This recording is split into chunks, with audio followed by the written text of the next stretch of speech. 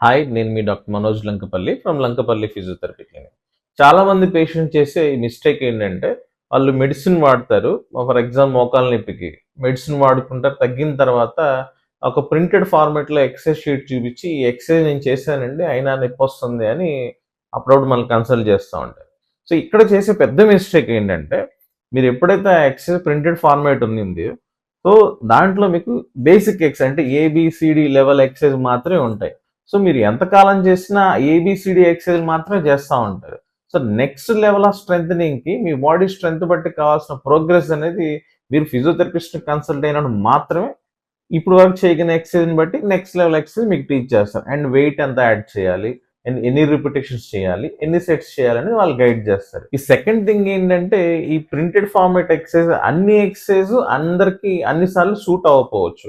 So, పేషెంట్‌కి customized exercise అనేది మనం సజెస్ట్ చేయాలి.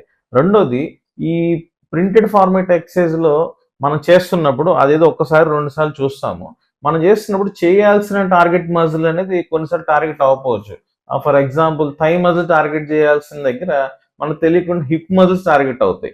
సో, హామ్‌స్ట్రింగ్స్ అంటే thigh back side muscles target చేయాల్సిన దగ్గర తెలియకుండా మనకి హిప్ మజిల్ టార్గెట్ అవ్వచ్చు. అంటే రాంగ్ మజిల్‌ని మనం ట్రైన్ చేయడం వల్ల కూడా మనకు కావాల్సిన అడ్వాంటేజ్ మనం పొందుకోలేకపోతున్నాం. సో, మీరు గనక మీ ఫ్రెండ్ గనక ఇలా ప్రింటెడ్ ఫార్మాట్ చూసి ఎక్సర్సైజ్ చేస్తున్నవారైతే ఇమ్మీడియేట్‌గా you consult a nearest physiotherapist and వాళ్ళ అడ్వైస్ తీసుకొని ప్రాపర్ ఎక్సర్సైజ్ చేసుకోండి.